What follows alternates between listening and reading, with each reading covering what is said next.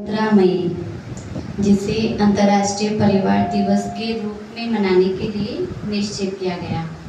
और इस उपलक्ष्य में जैसे कि दीदी ने बताया, हमारे बीच कितने मुख्य कहें या विशेष कहें, माननीय आदरणीय अनीता अग्रवाल बहन जी हमारे बीच उपस्थित हुए हैं। तो हम सभी की तरफ से दिल से आपका स्वागत है, स्वागत है, स्वागत है। अभी कार्यक्रम की शुरुआत से पहले हम 2 मिनट परमात्मा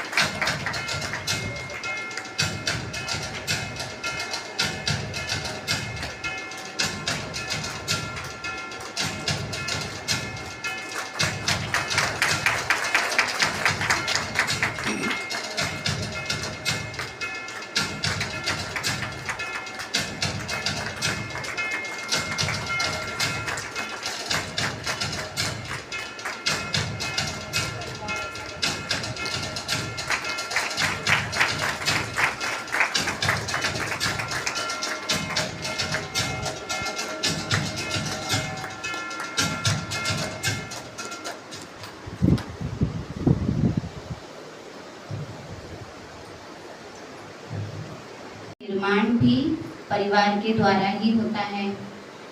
तो इस अंतर्राष्ट्रीय परिवार दिवस मनाने के पीछे जो लक्ष्य है वो यही है कि परिवारों के बीच में एकता को लाया जाए।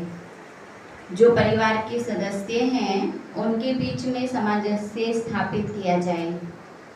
और ये करीबन हम 2-3 दशक से तो करते आ रहे हैं, परिवार दिवस मनाते आ रहे हैं और ये कार्य करते आ रहे हैं। ओम शांति। मुझे आज अंतर्राष्ट्रीय परिवार दिवस की सबको बहुत बहुत शुभकामनाएं।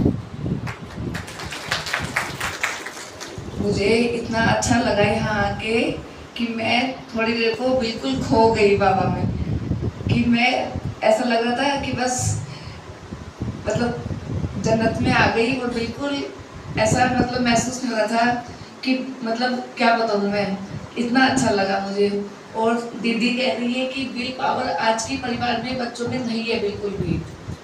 पहले का परिवार था बिल्कुल सही कह रही है। पहले का परिवार इकट्ठे रहते थे, एक छत के नीचे रहते थे, आज के परिवार में नहीं है। तो मैं तो यही चाहती हूँ कि आज की जो आने वाली पीढ़ी है वो भी परिवार को समझे बिल्कुल, लेकिन मिलती नहीं उनको ये शिक्षा, बच्चे पेरेंट्स से नहीं मिलती बिल्कुल भी। तो मैं तो चाहती हूँ कि बस परिवार वैसे ही बना रहे।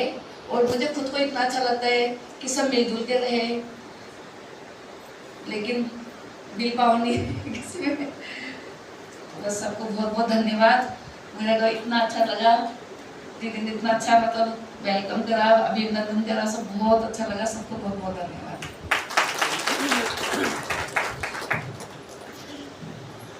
ओम शांति, ओम शांति, ओम शांति।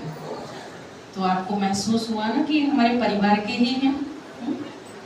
इतना विशेष एक दिन में आकर के 3 बार ओम शांति बोलना और महसूस होना, ठीक है ना। तो बिछड़े हुए थे वो मिले हैं। वास्तव में जो बताया है अभी कि परिवार जो हमारे बिखर रहे हैं वो कुछ ना कुछ तो हमारी बाहर की जो मोबाइल्स के द्वारा हम बहुत कुछ देखते हैं, उसको प्राप्त करने की इच्छाएं होती हैं। अगर उसको रोका जाता है तो सोचते हैं शायद गलत हमारे को रोका जा रहा है। लेकिन इसके लिए मैं सार में ये कहना चाहूँगी कि अगर हम रोज रोज अपने आप भी यहाँ पर राजयोग मेडिटेशन का अभ्यास करेंगे, ज्ञान प्राप्त करेंगे, पहले खुद करेंगे तो बच्चों को भी कराएंगे, तो वो विल पावर हमारे अंदर आएगी। आज के समय हम यही सोच रहे हैं ना कि कहाँ से आए, क्योंकि कोई ऐसी चीज नहीं है, दवाई नहीं है कि जो उठाई और हमने खा ली।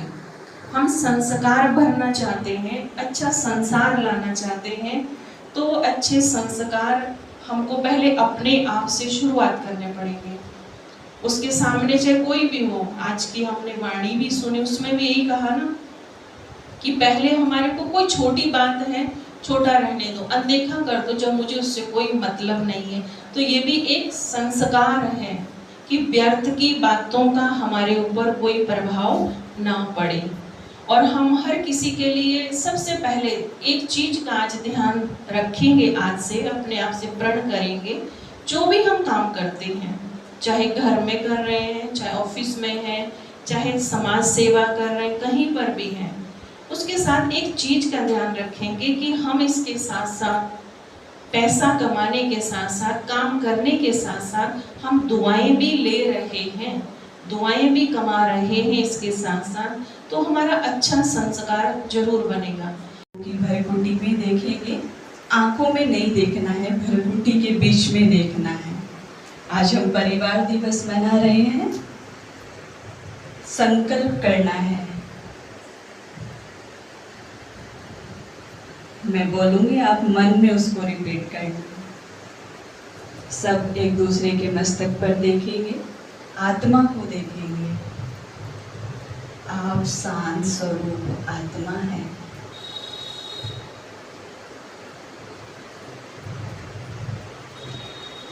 आप सुख स्वरूप आत्मा है।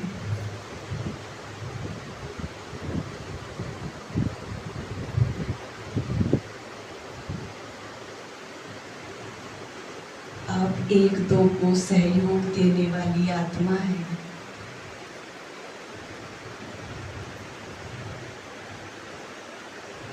आप प्रेम स्वरूप आत्मा है। एक दो की भरकुटी के बीच देख करके ये संकल्प रिपीट करेंगे।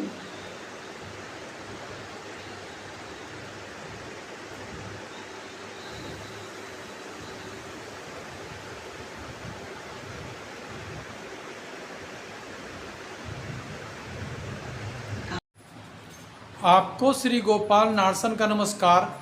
डिवाइन मिरर हिंदी चैनल में आपका बहुत बहुत स्वागत है। आइए जान लेते हैं आज की कुछ खास चर्चित खबरें। जैसा कि आप देख रहे थे, ब्रह्मा कुमारीज सेवा केंद्र रुड़की में अंतर्राष्ट्रीय परिवार दिवस मनाया गया। राजयोगिनी बीके गीता दीदी की अध्यक्षता व बीके दीपिका के संचालन में आयोजित कार्यक्रम में मुख्य अतिथि रुड़की नगर निगम की मेयर अनीता देवी अग्रवाल ने कहा कि उन्हें ब्रह्मा कुमारीज केंद्र पर आकर सुखद अनुभूति हुई है। उन्होंने संयुक्त परिवार प्रणाली की पैरवी करते हुए कहा कि उन्हें ब्रह्मा कुमारीज केंद्र जन्नत की तरह नजर आते हैं। गीता दीदी ने मेयर अनीता का साल उड़ाकर व ईश्वरीय सौगात देकर सम्मान भी किया। सुप्रीम कोर्ट में एक मुकदमे में हारी हुई पार्टी ने फर्जी वकील व दस्तावेजों के बल पर निर्णय ही बदलवा दिया। इस धोखाधड़ी का 6 माह बाद खुलासा हो पाया। हारी हुई पार्टी ने सुप्रीम कोर्ट में याचिका दायर कर जीती हुई पार्टी की ओर से फर्जी वकील खड़ा कर फर्जी समझौता बनाकर केस अपने हक में करा लिया। मामला प्रकाश में आने पर सुप्रीम कोर्ट द्वारा सख्त कदम उठाए गए हैं।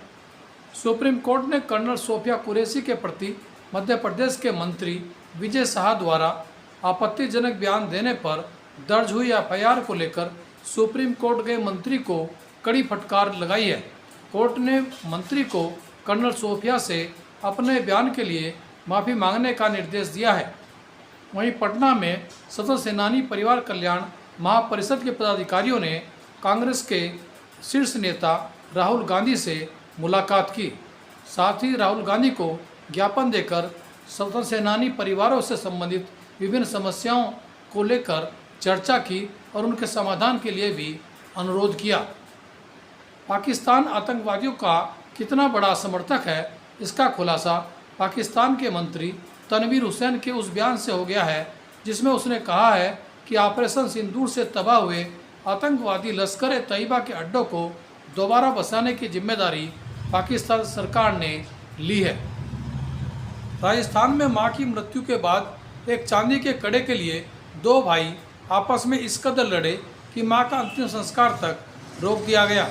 हद तो यह है कि बेशर्मी की हदों को पार करते हुए चांदी के कड़े के लिए एक बेटा मां की चिता पर ही जा बैठा। बाद में लोगों के समझाने पर मां का अंतिम संस्कार किया जा सका। बलिया के एक भाजपा नेता द्वारा बारात में अभद्र हरकतें करने पर उसे भाजपा से निष्कासित कर दिया गया है। बम्बन सिंह रघुवंशी नामक यह भाजपा नेता चीनी मिल सहकारी समिति का उपसभापति भी है। उत्तराखंड के मुख्यमंत्री पुष्कर सिंह धामी ने देश के पहले गांव माणा में पुष्कर कुंभ का उद्घाटन किया है। इसका आयोजन हर 12 वर्ष के अंतराल पर होता है। गर्मी इन दिनों चरम पर है।